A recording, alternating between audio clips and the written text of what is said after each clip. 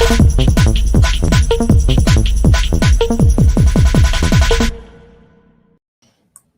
Nora. Oh, hi, Amy. Good to see you. Hi, everyone else who's here. My name is Nora Burnett Abrams. I am the Mark G. Falcone Director of the Museum of Contemporary Art in Denver. And we want to welcome and thank you so much for joining us for this, our second in our four-part series, NFTs, Putting the Fun in Non-Fungible Tokens, which is generously sponsored by Sotheby's. And I'm Amy Whitaker, a blockchain researcher and assistant professor in visual arts administration at NYU. I was very excited to see Nora when we got on the program. Likewise. So for those who are just tuning in, last week we kicked off this series with an episode on the origins of blockchain. So you can find that on MCA Denver's YouTube channel in case you missed it. And this week we're going to continue our journey of exploring blockchain's impact by talking about artists and making. Exactly. So as we talked about last week, our goal in this larger series is to talk about rather than around NFTs so that everyone feels invited to pull a chair up to the table as we figure out these real and potentially seismic shifts in the power structures of the arts without having to have a PhD in cryptography. So if you do have one, it's okay. You're very much welcome here. So yes, as we mentioned, this is the second in a four-part series. After today's episode on artists and making, episode 3, which airs on November 3rd, we'll cover collectors and buying. The final episode, which will be on November 10th, will focus on equity and future states. And you can just press that red subscribe button below this video so that you won't miss any of the other episodes that we have coming up, plus access tons of great content and other live streamed events. Where we left off last week was framing blockchain technology itself as an art project, introducing this set of intersecting stories of blockchain. We talked about how blockchain is often framed as a money story about cryptocurrency, but it has origins as a knowledge story. And last week we got to talk to Haber and Stornetta about the timestamping system and distributed ledger that they developed, which became cited in the footnotes of the Satoshi Nakamoto Bitcoin white paper, but really started in a knowledge story, this research question of it's getting so easy to manipulate a digital file. How will we know what was true about the past? And how can we know that without having to trust a central administrator to keep the record? So today we want to talk about artist stories, some of which may touch on markets, of course, but which really start in the studio, so to speak, with decisions about how to make work. And one of the themes that came up for us last time was this idea of trust, that blockchain as a technology kind of replaces or nullifies trust. And we read a number of comments in the chat that really kind of referenced this as experiencing, the lack of trust as a loss, that trust, which is the basis of community, and really wondering and putting questions out around what would become of our society if we replace or we lose trust. And so we really want to kind of hold that idea as a theme tonight. And so as we were preparing for the program, we really saw and recognized how present trust is in the decisions around how artists choose to work together, in the communities that have formed and evolved of digital artists, as well as in the early stage development of this field. So we really want to introduce the idea that designing away trust is not the same as living in a trustless world, that designing a system that doesn't need trust is actually the basis of the democracy story that is blockchain. Right. And last week we got to hear from Vitalik Buterin, the founder of Ethereum. We showed part of his interview with the curator Hans-Ulrich Obrist. And Vitalik said that one of the differences between himself and Mark Zuckerberg is that he was building a system that could imagine himself as a potential villain or adversary. This is actually a founding principle of democracies. As Nora says, democracy stories, that you don't want to have a system ruled by the wisest, best, most trustworthy philosopher king, but that actually you want a system that works whether a good a bad person is in power. And in that sense, tonight we're focusing on artist stories and democracy stories. Tonight and over the next couple of weeks, I think we'll get to hear a lot of human stories, very much grounded in trust and collaboration. And so we thank you for your trust in us as we all try to process and figure out together these rapidly developing and sometimes science fiction-like futures.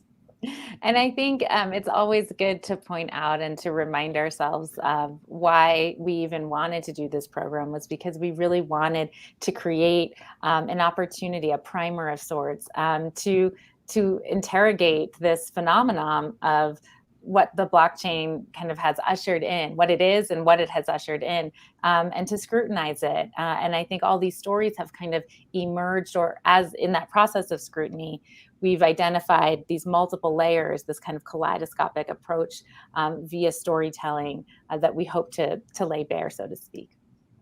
Definitely. And there's kind of hopefulness in a way of the resilience and necessity of trust, even in these large technological systems. So for tonight, we have these 4 interrelated goals. The first is to center artists, and we're very honored to be able to do that, to center the idea of making art. And that is exactly the starting point. 2, we want to get specific about the platforms and protocols that artists are using. And this is the talking about and not only around NFTs. 3rd, these specifics connect to bigger questions like the environmental impact of blockchain protocols. For instance, the Tezos blockchain, which uses proof of stake and has a much lower environmental impact than the Bitcoin or Ethereum protocols. As part of this, we'll hear from Addie Wagenknecht, an artist who has also worked as a programmer and an advisor to different platforms. And then lastly, we want to talk about the ways in which artists are engaging conceptually with NFTs as a structural means for political critique. So we're really fortunate and looking forward to speaking with Dred Scott about his recent NFT, White Male for Sale, which engages rigorously with the ideas of fungibility, race, and the history of slavery. So in tonight's program, our story, in fact, begins with 2 other artists, Kevin McCoy and Jennifer McCoy, whose work has been exhibited internationally, including at the Museum of Modern Art and the Pompidou. Kevin is himself a professor of art at NYU and a colleague of Amy's. We invited him for many reasons, but one of which is really that in 2014, he created the first NFT as part of a collaboration with the technologist Anil Dash for Rhizome's 7-on-7 competition that pairs artists and technologists. So Kevin is also going to join us at the end of tonight's program to talk about his continued work in the blockchain space. So without further ado, and with great thanks to filmmaker and MCA Denver board member Adam Lipsius and his production team, we introduce Kevin along with Jennifer McCoy. I'm Kevin McCoy, and I'm an artist in New York City. This is my studio. I'm in Greenpoint, Brooklyn. And it's been the studio for Jen and I for a long time, for 20 years. And this space has just transformed over and over and over again in that time. And we've built a lot of different kinds of artworks here, all kinds of different stuff. Do you want to start? We met in Paris when we were both doing kind of like college and immediately post-college, and we had a great year together. And then when we came back to the US, we ended up figuring out, where to be and how to work together in an ongoing way. And now it's so second nature, I honestly don't really think about it that much. Really? I think about it all the time. Okay. No, I'm just kidding. It's all good. I kind of backed into being an artist. Thought I was going to be I was interested in science as a kid, computers, went to college and thought that I was going to do science. Paris was a big awakening. The museums that I was visiting and seeing this kind of contemporary art practice, meeting Jen at the time, she just had a much more sense of art school as an option. We ended up stumbling into this art and technology program at Rensselaer Polytechnic Institute in upstate New York. And this idea of integrated electronic arts was, at the time, this is like 91, like just a really, innovative idea. In new media at that time, there were a lot of collectives forming. We just started to make the work of a collaborative team. I kind of first learned about Bitcoin and blockchain in 2012, and then really started, becoming pretty obsessed with it. Slowly, I realized that he was just spending more and more time on the computer, and he kind of revealed that there was this thing called the blockchain, and it seemed kind of interesting. At the very beginning, it was about how do you help our fellow digital artists. There was a lot of stuff around the intersection of art, digital art, and markets, and then I saw, Bitcoin and blockchain as being clearly a solution. Clearly a solution to you. Yeah. And then it took 7 years for everyone else to kind of figure that out. I'm really excited about this last pairing. Anil Dash and Kevin McCoy. In 2014, I was invited by Rhizome to participate in this event at the New Museum, 7-on-7, structured around a kind of hackathon idea where they pair an artist with a technologist to brainstorm up an idea, present it to the world. It's okay, this is the time to show how to create blockchain-based ownership and provenance. And they wouldn't tell me who my person was. Turned out it was Anil Dash, who's just a really excellent human being. Then when we met, I'm like, we're gonna make a blockchain provenance thing. And he's like, okay. So he's like, how are we gonna do this? How does this work? And I go, look, I'm gonna show you how we're gonna do this. And I manually went through the steps of okay, here's this artwork. I have this animated GIF that I've made. It looks really cool. Here, we're going to do this kind of metadata model. Look, we put it all on this thing called Namecoin, and I transmit it, and look, that's what we're going to do. And that's the first NFT. I knew it was a big idea at the time, and then I, kind of spent the next several years trying to get that idea popularized to little effect, to say the least. And then from a different community, from a different technology at a later time, the idea is kind of resurfaced and recirculated, and that's the basis of what we're dealing with today is the work that came from the Ethereum community.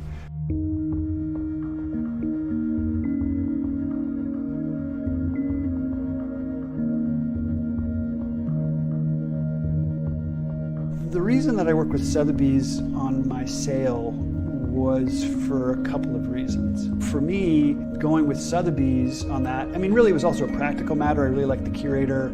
I really liked the program that they're putting together, kind of with this historical kind of model in mind. But I did that also to reach the traditional art world. And so it was just kind of another way to kind of bridge those two worlds.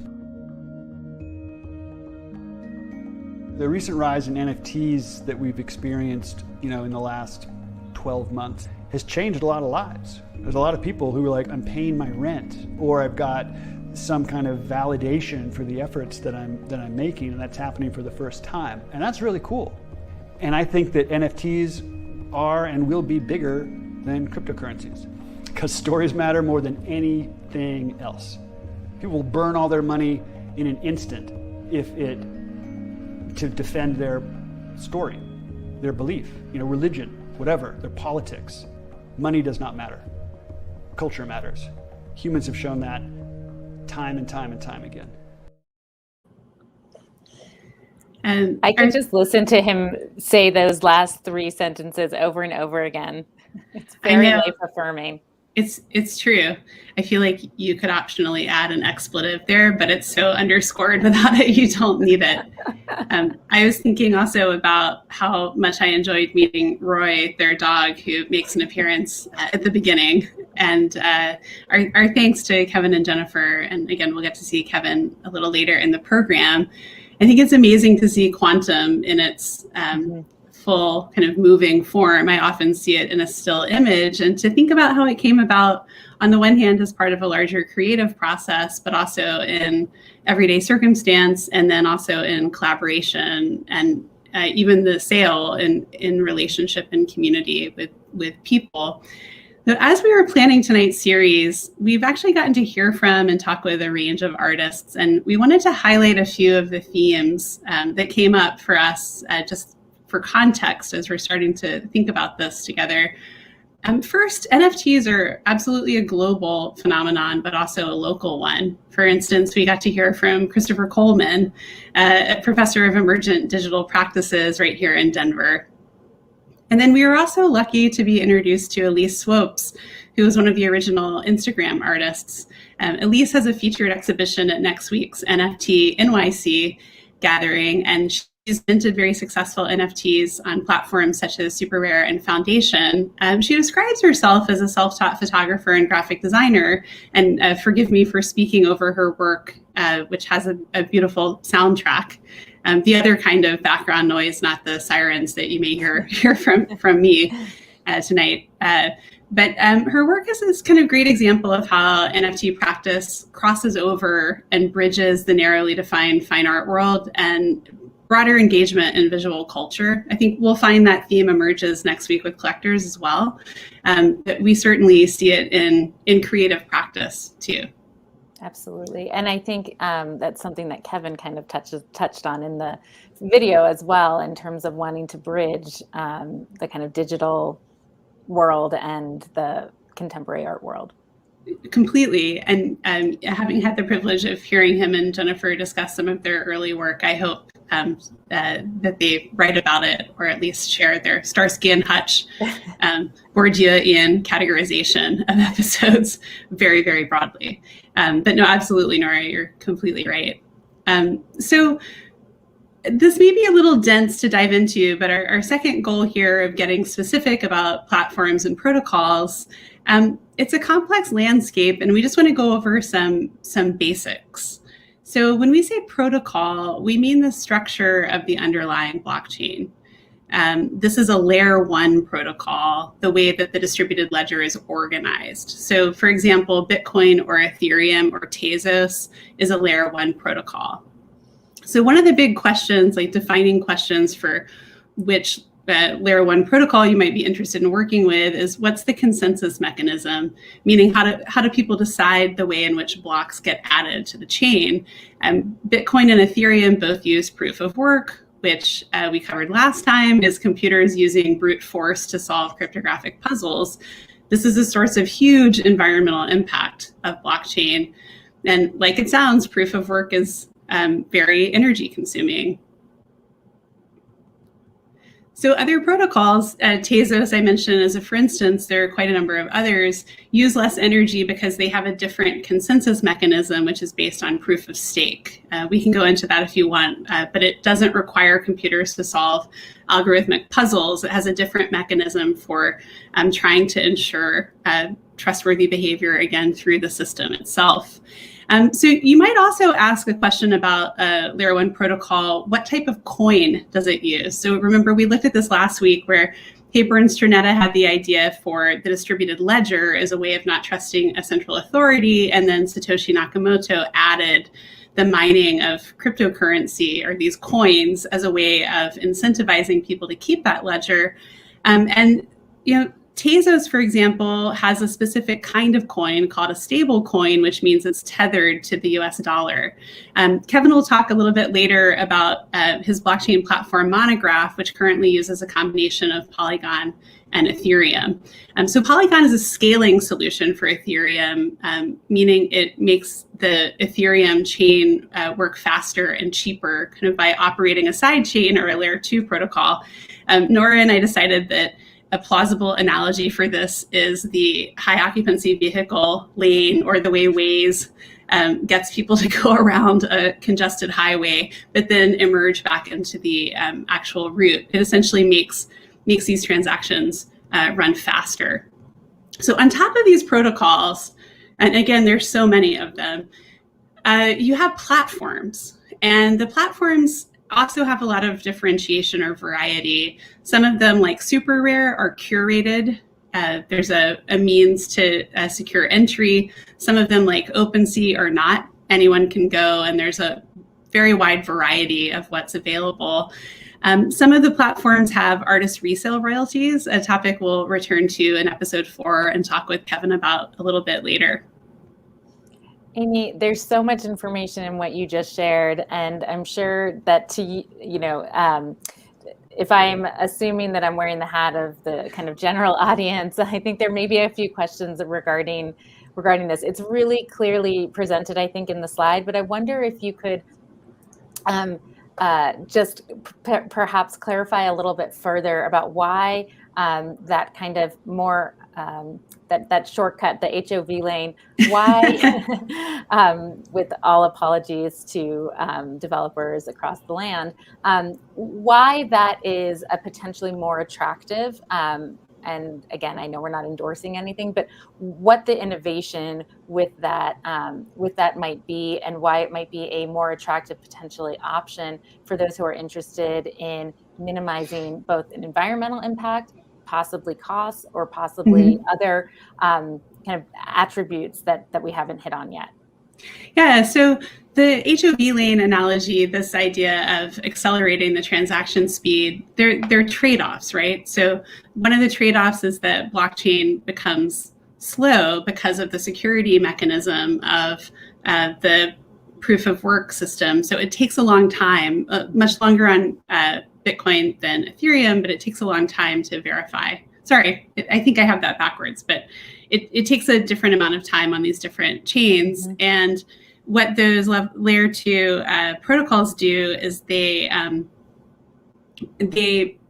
go in and have a security trade-off where you can take part of it off chain and then trust that you can port it back over, essentially. I know that's not a very technical description of it, but that's what you're essentially trading off, is you're trusting the information after it goes in the circuitous route and comes back over. What I would say is the larger point is really this distinction between proof of stake and proof of work.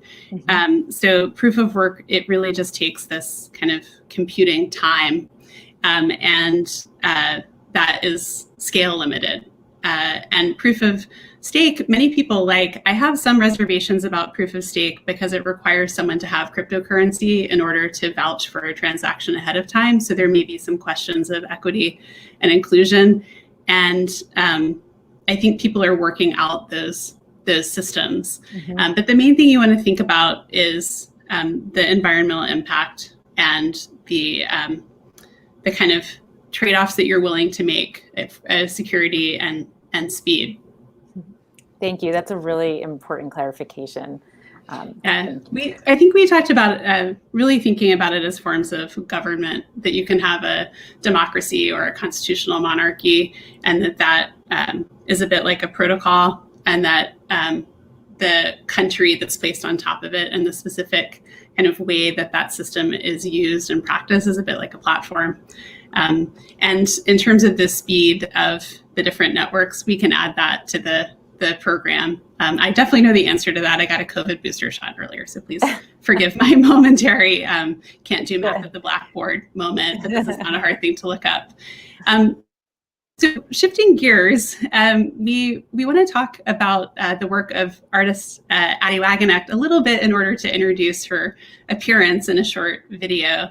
I think she's really interesting because her relationship to technology is both as a programmer for actual layer 1 protocols, right? So that engineering or governance system we just talked about, and also as an advisor to NFT platforms. She also incorporates NFTs into her existing digital art practice. She's exhibited in many museums and galleries in real life, in the physical world. The image you see here is actually an exhibition of her work in the metaverse. Which breaks my brain even to say, and is a term that does in fact come from a 1992 science fiction novel called Snow Crash by Neil Stephenson. And if we zoom in on the work in the background, this piece called Rainbow Eugene Man is made by taking, excuse my French, an unsolicited dick pic and using it as a paintbrush. So I think you get a sense of some of the conceptual and technological engagement of Addie's work. We're sorry she couldn't join us live because of the time difference, but we were able to. She's based in Austria? She's based in Austria, yes. It comes up a little bit in the video. She's quite close to the Italian epicenter of the pandemic. So we're sorry she can't join us live, but I think you'll get to see some of these themes come up in her work. And I think without further ado, I will take us over to Addie.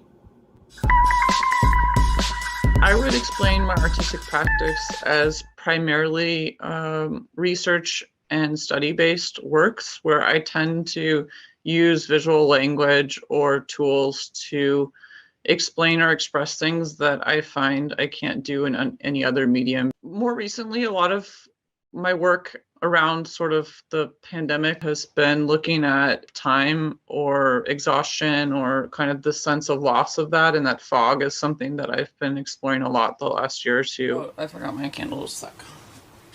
So today we're going to cover the Bela Tusch mask. Please ignore that this is German because that's where I can get it.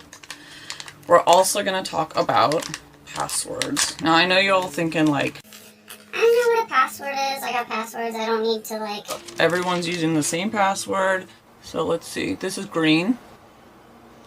Because we all know that green means healthy. So when you're thinking about passwords, I want you to think about passphrases. It means if you're going to be using Fluffy and 1985, let's say that's when you were born, you all know that you can Google that. The people that I found that had the best awareness of security in terms of operation and information was mostly guys, and it was highly obfuscated in the sense of like how they would share or not share that information, and it was very much like you had to be on the inside of that. But at the same time, a lot of my friends who were not at all interested in technology and were the ones who had like the most to be concerned about in terms of their own personal safety. And then at the same time, it was during the whole prior administration in the US, and feeling very discouraged and paralyzed by sort of everything that was going on. So I no longer wanted to look at the news, and instead I was looking for a kind of an escape. Specifically, this whole genre of like beauty blogger, sort of drag queen aesthetic makeup. And then I thought, well, if I'm watching these videos, who else is watching them? And then I realized, okay, it's like my gay friends who are, drag queens, and it's my trans friends who are trying to learn how to do makeup for the first time in their lives, and it's my my straight friends, like whatever, just trying to find an escape or find some concealer or eyeliner tip. And I realized that was sort of the audience that also needed this info OPSEC modeling, like threat modeling, more than anyone else possibly. So we need to talk about passphrases. This can be something like, my ex-boyfriend is a crazy mofo. That's a passphrase. If you showed up at a hacker conference, it'd be like, that girl with the green sheet mask, she's legit, and she knows how to take care of her skin. The real answer, do you want the real answer? How I originally got into blockchain was probably around 2012, 13, 14. I was quite interested and active in open source communities, specifically in open source hardware and open source software, and kind of this notion of the Creative Commons or social commons. I became aware of Bitcoin around then and played in it in this abstract, like internet magic money sort of way, where I didn't necessarily feel that there was an application to it beyond just the fact that it made a statement against sort of centralized systems of financial and economic inclusion or lack of inclusion. And I more or less forgot about it. I had to unfortunately sell the Bitcoins I had, which now would made me be able to retire to pay rent one year. The pandemic hit Europe. Within about 72 hours, I had about 30 exhibitions, 5 or 6 artist residencies, just everything obliterated, canceled, postponed. And I was acutely aware of how severe and how unknown the pandemic was at that point. I felt pretty deeply that it was not going to be just a few months, but it would probably be a few years. Having to redefine and reposition myself using skill sets that I did or did not have. So I started looking more into blockchain, specifically into layer ones. So I got a job with one of the really large, like top 10 blockchains, as kind of someone that was working on a developer API. And then from there, I went on to another layer one blockchain, building out their developer ecosystems and their technical implementations. At the same time, I had been working as an advisor for foundations. So I happened to have a few months of sort of like runway experience working with NFT groups and consulting from the perspective of purely an artist who understood technology, but also understood art, and sort of came up through the canon of like, gallery representation and museum acquisitions, and working with all the constraints of auction houses and having work sold at auctions, and the familiarity of that, and being able to basically like interface and speak with developers and technologists about how that can then be transferred to blockchain. So that sort of brings me into this hyperspace gold rush that happened where suddenly everyone became very aware of NFTs in a very short period of time, and galleries and museums and auction houses and collectors and everyone was just knocking at my door because they had this faint idea that I had been working with NFTs prior to that. Now it's sort of a parallel track in my artistic practice, primarily as an advisor, but also as a user. Depending on the file size, it's extremely expensive to mint it, and the proof of work is obviously like pretty detrimental in terms of the amount of power and consumption and energy that it needs to generate those hashes. Like if the environmental part doesn't get you, I think the cost does to some extent for a lot of artists. And then with the Tezos chain, or I also pronounce it wrong, Hineknuk, I started minting on that pretty early on because I was impressed by the speed, the scalability of the chain, and it's almost free in terms of the transaction costs. You could be part of this whole collective experience that, to some extent, the majority, I think, maybe all of us in the art world sort of have missed out in the last few years. You know, art is such like an inherently social thing, and people go to these fairs and we see each other and we're collecting, and we're in Miami and then we go to Basel and then we're in London, and it's like this ritual every year of this pattern that we all follow, and we've been missing out on that. As much as we hate it or love it, we kind of learned that we loved and hated it at the same time. And to some extent, I kind of see crypto and NFTs working in a similar way, in the sense that you're buying something because you believe it's going to be valuable, or it will hold value, and it continues to hold value into the future. And there's a group of people that agree with you on that, right? So you're going into kind of a social contract as well, into this way of like, I'm buying what is essentially an invisible thing that's a bytes of information and data, but a group of people are agreeing that it's also worth something. And there's groups of other people who are collecting it and following these artists and these kind of spaces, and forming something alternative to what I think we're all kind of existing in the mundane. So it gives you this sort of hope of something possible or more in the future. So much packed in there. I know. I love that she ends on this note of hopefulness and community. But I think, Nora, hopefully there you are. I never know if you go away, if it means that really I went away. But I think just to kind of underscore some themes in what she said, and also circle back to the technology review, because she brought up a lot of that too. You know, I think it's really interesting to hear from someone who has a strong practice as a digital artist, works as a programmer for the Layer 1 protocols, and at the same time is advising the C-suite team for the platform. So she's saying, listen, you know, no one is going to be able to get on your platform and buy NFTs unless it's really easy user interface with a web browser and a credit card, you know, much like the sheet masks and the cybersecurity. But she's mentioning Tezos, and you hear her talk about the security and the speed. And I just wanted to say I did look it up very briefly on the break.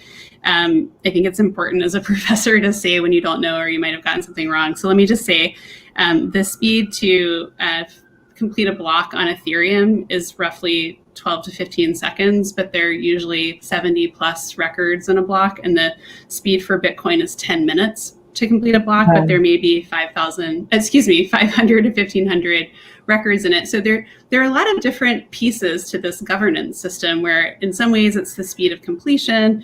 In some ways, it's the transaction cost. To transact on Ethereum and to mint things on Ethereum, you need to pay gas fees. And this is designed by Vitalik and his collaborators to stop people from trying to overtake the system, this kind of 51% attack of sort of bad actors constituting a majority.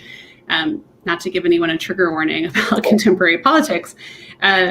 But I think that we can review that and return to the specifics of the technology a little bit next time. But I think what I especially hear in what she said is this deep engagement with the kind of ethics of practice and the tools, right? So these tools, which we may associate again with the market, are actually, you know, artist tools. And she's talking a lot about the environmental impact. So I know we really wanted to talk about that tonight. And then Nora, you know, we've talked so much about also the way artists are using NFTs as a deeply conceptual medium as well.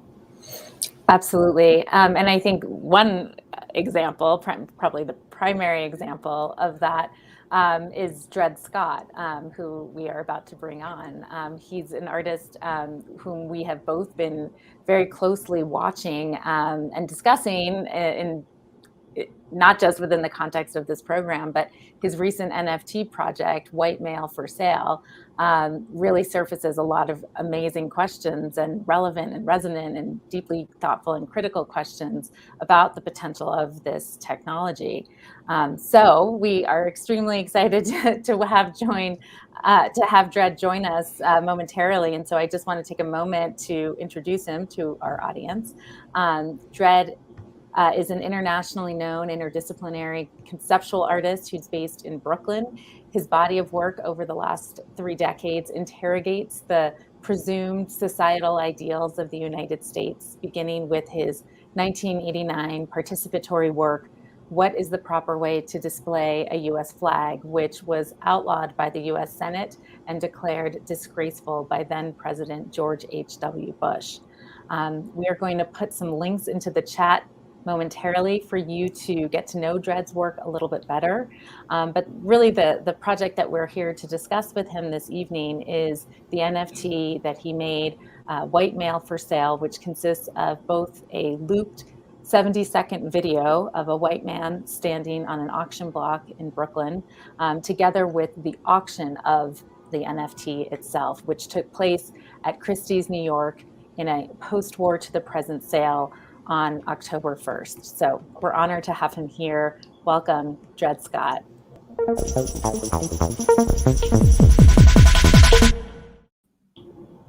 Hi, Dred. Hi. Hey. It's great to have you here tonight, and I hope you enjoyed your introduction with Violet Hughes. Yeah, it was brilliant. I want to use that for everything. It's yours. You can make another NFT with it if you want. So Dred, we're so thrilled to have you here. Obviously, we want to talk specifically about your recent project, White Male for Sale, and hope to connect it with your broader practice. But if we may just kick things off with you by asking a little bit about why you chose to engage with the technology in this way, and what was it about an NFT that you wanted to explore with your work? So, I mean, great question. I mean, a lot of my work deals with, as you said, having an audience look at a lot of the presumed ideals, largely of American society, and people have accused me of being a political artist, and for lack of a better description right now, we'll go with that. And so it's all thinking about big questions confronting humanity. And so when I knew of blockchain not nearly as long as your other guests, but I knew of it from about 2016 or something like that. And part of why I knew about it was I was working on a project called Slave Rebellion Reenactment, and Paul Chan, he's an artist who does a lot of really interesting work. He was really interested in crypto and Bitcoin in particular, and we were talking. And so one of the things that happened, so I knew a little bit about this, but then the Beeple exploded onto the scene, and everybody was talking $69 million. Artwork sells for $69 million, and I was like, well, wait a minute, what is this non-fungible token, and what is the $69 million? And so one of the things that was very clear was that people were interested not so much in the content and the aesthetic of what Beeple did, but the value. It's like, oh, it's this very valuable thing, and that's a problem when talking about art. If the only thing that you're concerned with is what did it sell for, that's not why I'm interested in art, and it's not why people, it's like, what did Guernica sell for? What, what did the Mona Lisa sell for when it was first made? And that, the value of work doesn't get it, whether it's a deep work, whether it's transcendent, anything like that. And frankly, if you look at the content of Beeple's stuff, it's deeply misogynist and a lot of it's sexist. And so I think the fact that it sold for $69 million allows people to avoid the question of what is this? Do you want to hang it on your wall? What's the content? What's the aesthetic? But then there was this thing of like non-fungible token. And so I had been working on this project, Slave Rebellion Reenactment, that wrapped up in 2019. And it was about it was a reenactment of the largest rebellion of enslaved people in U.S. history. It was actually not a project about slavery. It was a project about freedom and emancipation. But I had to think a lot about slavery and read a lot about slavery. And so when I heard the term non-fungible token, I heard the term fungible probably differently than a lot of people. Many people, it's not a common word in the U.S. lexicon. People might know what it is, but they wouldn't have used it in a sentence recently. Whereas if you've read a lot about slavery, you're talking, writers starting in the 1990s and 2000s talked about how these early capitalists were trying to make people, turn them into commodities and make them fungible. And if you look at sort of the Portuguese and the Spanish, they came up with this concept of a piece of India, whereby they created this idealized slave, and actual people were compared to this idealized slave. So a healthy male aged about 16 to 25 was worth one piece of India, and other, actual people were compared to this idealized concept. And so from the late 1500s, early 1600s on, there was this attempt to make people fungible. And if you look at U.S. Slave trader documents, they were talking about selling number 1 slaves, number 2 slaves, and number 3 slaves. So they were early capitalism was very much bound up with the question of fungibility and slavery and the racism that's inherent in that. And so I thought that if we're talking about fungibility, let's actually have a real conversation about the history of this term and what is capitalism and what is slavery and how are they intertwined. And so my interest and approach into looking at NFTs was actually to talk about the social questions that were raised, and in some cases being ignored when you just talk about, this is this super valuable thing and everybody's going to get rich. I mean, frankly, I think the way a lot of people look at NFTs and the way a lot of we're going to be talking with Kevin McCoy. Kevin's brilliant. His approach to this technology is really great. But the way a lot of people have taken up NFTs, it's a get-rich-quick scheme by tech bros. It's like and frankly, most people, with everything capitalism, there are going to be a tiny handful of people that get really wealthy, and most people are going to get screwed. And so, I wanted to enter into that social question and make art that actually dealt with that, and then conceptually and formally making an artwork, an NFT that sort of both had a physical component of this video that was conceptual, but also that the auction was actually part of it, was something that was interesting and appealing to me. So it wasn't just, okay, what can we have with so-called digital technology that's just sort of existing in a space that way, but how can conceptually you reinterrogate this and make an auction part of an NFT? There's so much to explore with what you've shared, and thank you for so fully and giving us this context to the work. I think you're absolutely right that, in fact, part of the reason that we're here today is because Amy and I were some of the very people who said, what is this $69.3 million? Like, the phenomenon kind of like punctured popular culture, if you will, I think, with that sale. And what it has ushered in is a lot of different, it feels very kind of open-ended in terms of what some artists who have been working in this space for a long time are doing. And then there are a lot of people who are newer to it and who, for whom they're trying to kind of find their footing. What I think is so important about your work is that, particularly this one, is that it's really getting at this idea of fungibility from a radically different perspective than what from the technical kind of lens with which it has been discussed in this field and in this area. And I am so glad that you connected it to the work, the slave rebellion. But I wonder if there are any other examples in your practice that you can kind of that you would draw attention to, that this kind of builds off of. And for our audience, we are putting into the chat a couple of links to, one is to Dred's current show at the Gallery Kristen Tierney in New York, which is up through December 18th, as well as a link to a program that he did with Dr. Cheryl Finley around the white male for sale.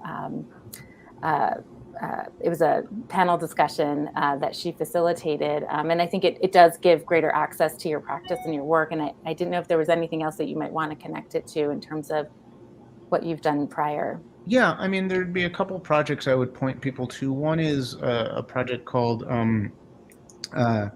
A man was lynched by police yesterday, which is just, it's a banner with white text on a black background that referenced a banner that the NAACP used to fly outside of its national headquarters from the 1920s and 1930s the day after anybody was lynched. And so their banner just read, "A man was lynched yesterday." It was part of an anti-lynching campaign, which was necessary because lynching was this horrific crime that was very, very popular through decades of US society. And, you know, the continuation, the successors of lynch mob terror were the police. I mean, now, with George Floyd, and Breonna Taylor, a lot of people are starting to understand this, but it's like the police kill about 5 times the amount of people per year as were killed at the height of lynching. And so I updated this, and this flag was taken out of the sort of activist civil rights organization space and put into a fine art space. But then it goes back into the community, back into the world. It's been, written about in the New York Times and Vogue magazine, and it's been tweeted and retweeted, grammed and regrammed. Although the physical object, exists, and it's in the collection of the Whitney Museum, and so that's a project that sort of relates to this, and then I would say another. I mean, you talked in the introduction about what is the proper way to display a U.S. flag, and kind of a coda to that piece is a piece that says, "Imagine a world without America," which is it's a painting, it's a screen print on canvas. But it's a conceptual work that is a thought experiment for people to imagine a world without America, and it's a map that just has a world map, but America is decentered. You basically get Florida and Alaska on the opposite sides, but Europe and Africa and Asia are kind of centered. But the point is this question of rethinking, using geography to actually talk about social questions and actually get people to think beyond America.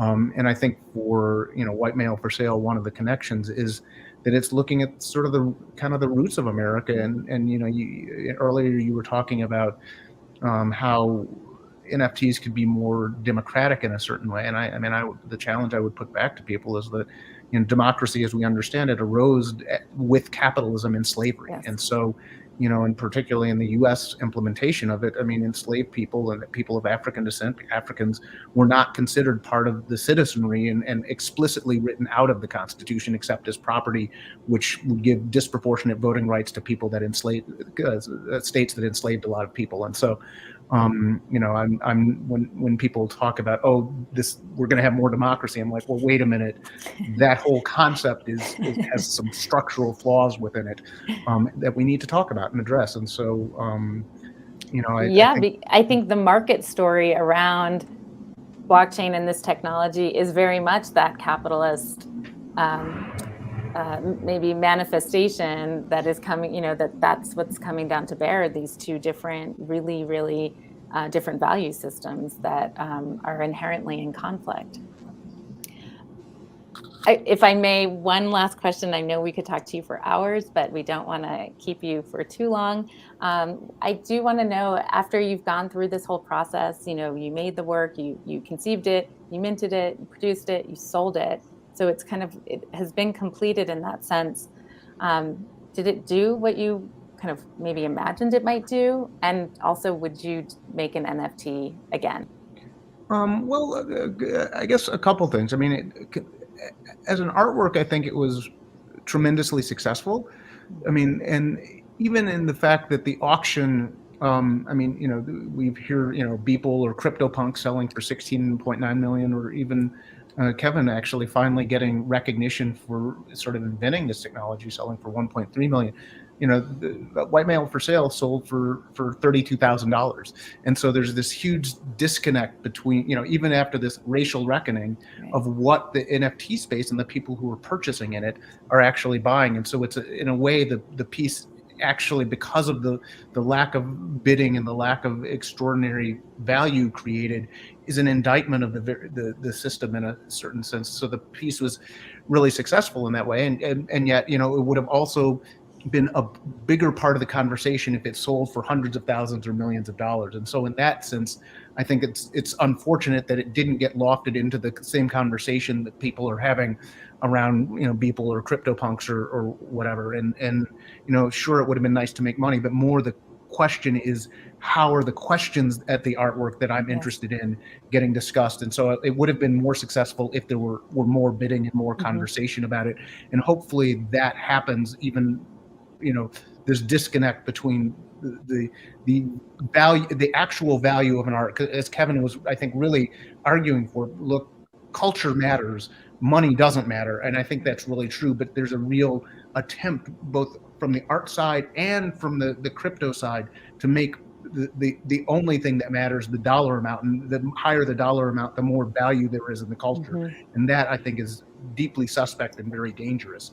And as far as whether I would do another one, I mean, I kind of think it's currently implemented. You were talking more about, layer 2 technology and implementation. Until some of that gets more solved, NFTs are terrible. They're terrible for the environment. And I wouldn't do another one. Just even the environmental impact, but even just the fact that because of they have to solve these cryptographic puzzles, they mean the forced obsolescence of the computers that use them. So it increases e-waste dramatically. It's the equivalent of taking 2 iPhones and throwing them in the garbage just to mint something. and so that is, it's unethical for people to actually be making a lot of them. I made one, and I think every artist should be allowed to make one. But after that, people got to really think, until we get actually proof of stake or some other concept, so it doesn't have this huge environmental impact, what it is. And then the other thing, I think, it's like I come out of this from a fine art space. I'm not so enamored with or enmeshed in the digital art side of things, but I do think an NFT is largely it's proof of ownership of a folder on an internet someplace. And, for me, in the art world that I come out of, a certificate of authenticity was fine for decades, and it wasn't a problem that needed to be solved. And so, I think there is a question of the movability of digital assets, and how artists can actually claim ownership and originality of something. And hopefully, if it enables artists to get paid more easily, that's great. But I also think that I want to hear more what people who are really invested in this space have to say. So I'm looking forward to the conversation with Kevin later. But for me, it's like it's not a solution to a problem I was facing. And so I don't know that I will do more. Maybe other people will, and maybe I'll be, I'll never say never, but I just, I'll continue to make art. Some of it will be digital, and I don't know that I need to make NFTs. And I think people who are thinking about it, if the only reason you're thinking about it is, hey, I'm going to get paid, or there's this thing called an NFT and I got to make one, I'm like, that's not a good reason to make art. Right. It's like if somebody just, hey, wow, we've invented acrylic paint. Oh, yeah, I'm going to switch from oil to acrylic. That's not the best reason to do it. There might be aesthetics about acrylic paint that give you some things that you can do that you can't do with oil. But just because it's acrylic isn't a reason to go make that kind of work. And so I think people should think about that with NFTs, and including when you add the environmental cost. It's, people need to solve that before I'll be all that interested in making any more. Well, thank you for sharing all of that. And I think you certainly represent a lot of opinions of those who have shared comments with us in multiple places. And I think it's an extremely, disconcerting aspect of this phenomenon, as we've been referring to it, that warrants a lot more scrutiny and discussion. So, Dred, it's been an honor to share the screen with you. Thank you so much for being a part of this conversation with us. And we look forward to seeing, what you focus on next. Great. Well, thank you for having me. I've enjoyed it, and I can't wait to hear the rest. Thanks so much, Dred. Yeah, thank you. So much in there. Well, I know. I have to say, I always like to give the full unrounded price for the Beeple work as $69.346 million because of the significance of those digits. And I think that conversation brought up so many really important points about the relationship of politics and economics. And as Will Davies says, the disenchantment of politics by economics. Yes. And not taking an economic story of participation and not mistaking that for a political story of real enfranchisement. Well said. Okay, we're our last guest. This is a jam-packed one. We are very excited to introduce next Kevin McCoy, IRL. There is a wonderful connection between him and Dred, namely that Dred minted his NFT on Monograph.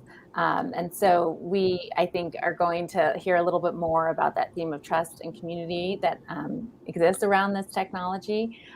For those who may not remember, we met Kevin earlier in the program. He is a longtime artist, and he is the creator of literally the first NFT. So Kevin, thank you so much for joining us, and welcome to our program tonight.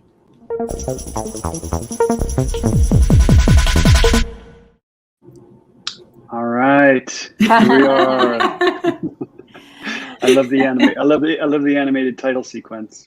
It can be yours. We're giving them away for free to everyone who comes on the program. So stay tuned. Awesome. Kevin, thank you so much for being here tonight. Thank you for participating in the filming earlier with Jennifer and with Roy.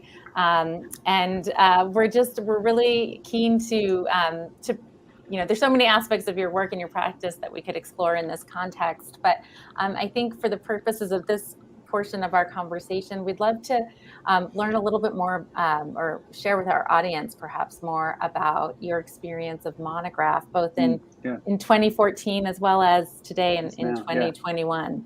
Yeah, definitely. So coming off of that, public event at 7-on-7, it was clear there was some, even though no one really understood it, it was clear there was a lot of possibilities that could happen, and that a lot of work needed to be done to develop the tools and the infrastructure around that to really bring the idea to life. Mm-hmm. And so at the time, the New Museum in New York was starting this incubator, this crazy notion of the first museum-led incubator called New Inc. And it was really interesting. And they invited me to come in that inaugural class to develop that.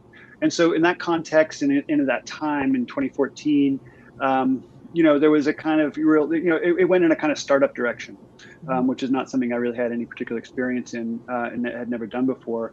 And so it had this kind of arc. And that was really, it was new and it was fun, but it was also really challenging. And ultimately the idea didn't really work.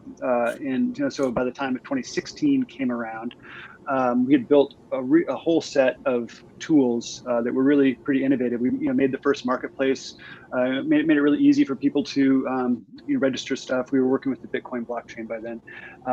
A great kind of phone app, a great way for people to kind of post stuff and a whole kind of marketplace integration and all this kind of stuff. But we didn't have any transactions. There was just no buyers then. Nobody was interested in buying these things. And talking to companies, museums, all kinds of stuff, it just didn't really work.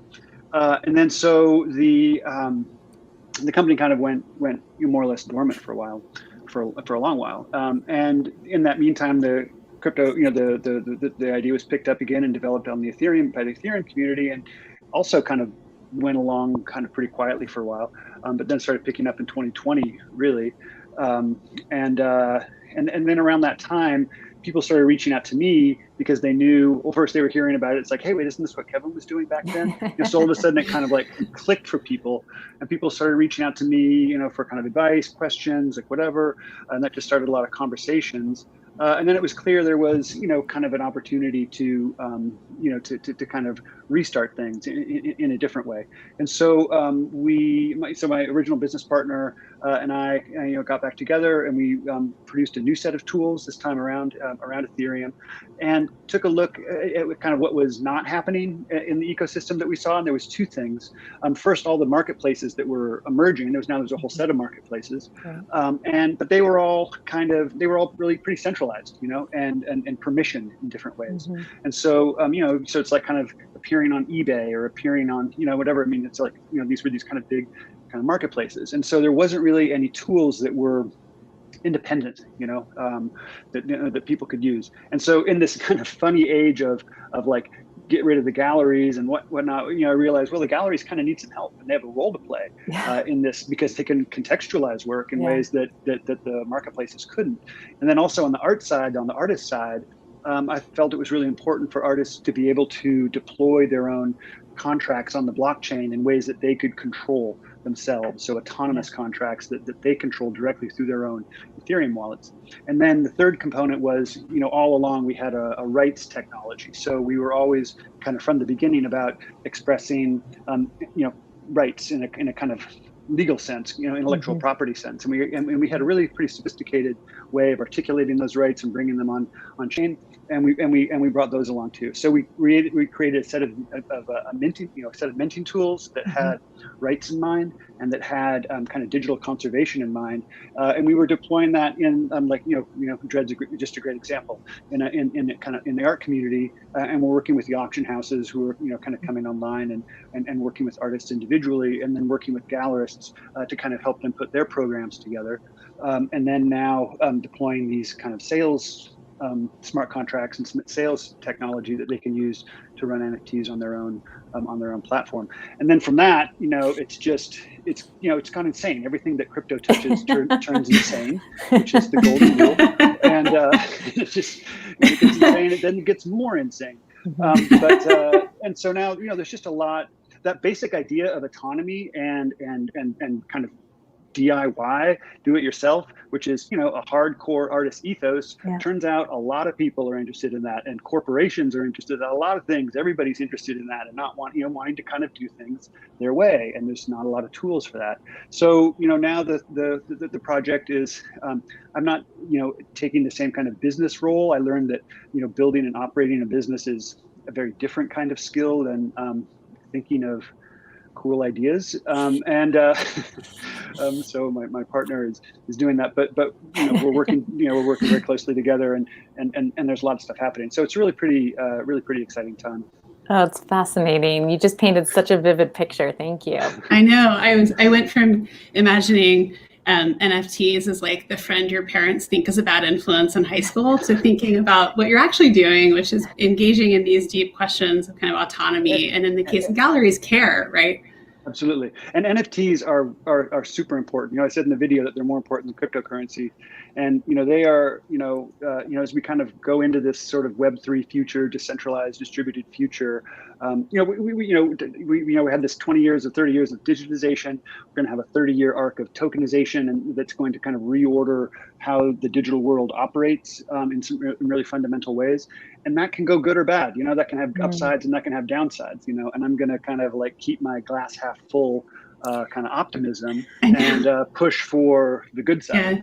Yeah. I think that's so profound. I'm sorry, Amy, I didn't mean to. No, go for it.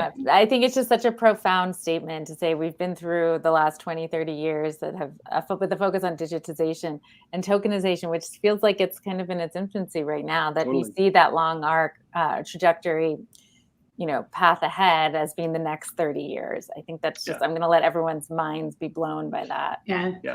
And just to put a small... way more than JPEGs. Way more than JPEGs. Right. Very, very horse and buggy of the digital age. Just to put a kind of small pin in it, one of the things I think has been really interesting in your work from 2014 to 2021, and I realize I have the privilege of being at New Inc. at the same time, and knowing you then and knowing you now as an NYU departmental colleague, and completely agreeing with Dred's calling you brilliant. This focus on artist rights, that you've actually taken some of the terms from the Siglo-Prjansky Agreement and used them. And I wonder, just briefly, I know we're winding down, if you can just say a little bit about why that was important to you, even in the 2024 version of this community of digital artists, and also in the current version where galleries are invited in to have this autonomy to set the kind of the standards or the ways they want to interact and protect their artists. Yeah. I mean, so the 2014 version, it took us into 2015 in our kind of relaunch to bring the Sigalob stuff, in there into that language. But it was something that I knew about, from a long time, just from kind of knowing, contemporary art and conceptual art and things like that. And I was aware of its difficulties, resale royalties, kind of, been, not really been implemented at a very large scale. But to me, it seemed like it was an important idea. And because we were making a system that had a payment system that was included into it, it was like, well, we could do this. We could We're writing the code that's going to handle the payments. So let's do these splits. We could do this. And so for me, it just, it made sense. It was interesting. It was fun. I wish we had more dollars that flowed through it, so it could have actually, made an impact. But the cool thing about it is that this ethos stayed with the, through the idea, through the various reincarnations of the idea. And so, and I think that just there was this sense, kind of internet wide, from of those who are very online, this sense of ownership and attribution, in this battle of attribution versus anonymity, was kind of a big ongoing concern. And so I think that all these developments at the technical level were all kind of happening at the sort of discursive level and discussion level first, people like speculating and talking and blah, blah, blah, blah, which is really exciting. And so, people were talking about, well, it's a micropayment system, so that means we can pay the different people, and so the idea of splits seemed very natural in that ecosystem. And again, since they were building the system from scratch, they were not bogged down by, kind of the problems of the, capital A art market. And so kind of, in these Ethereum marketplaces that started, coming on in, 2017, 2018, they just built splits in, and that became a norm. It became kind of more of a social norm that now has carried on and is hard to imagine that it would get dislodged. And it's had this really interesting effect, this really interesting kind of blowback effect onto the traditional art world. And I think that I think that it will provoke some changes in the traditional art world as well too, because that idea is just because the power of NFTs to kind of garner attention and mind share, and the dollar amounts involved. It's like the art world has to respond, has to take notice, and so some of those effects, excuse me, are gonna trickle back to the physical world, I think. Yeah, no, it's really incredible to see these changes and this building of NFTs and blockchain as an art project itself. And it's a privilege for us to get to talk with you and to see your early work in the space as an artist of enterprise and structure and technology, as well as kind of deeply grounded conceptual work. So it's really amazing to have you with us. Thank you, Kevin. My pleasure. Thank you so much, Kevin. All right. Well, let's bring it home. We've done like the entire European continent in a week and a half, and so let me just kind of I'll do a little bit of a review of the key takeaways for today.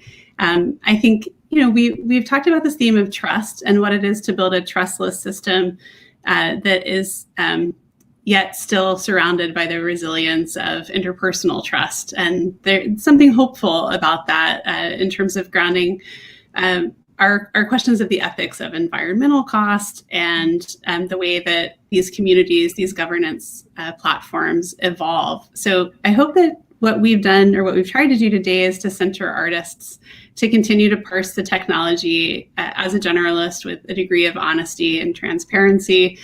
And that we'll continue to talk about the questions we've covered today, the environment, the kind of political, conceptual engagement, rigorous engagement, the details of the protocols and platforms as we move next week into talking about collecting. And in the following week, really kind of landing the plane, if you will.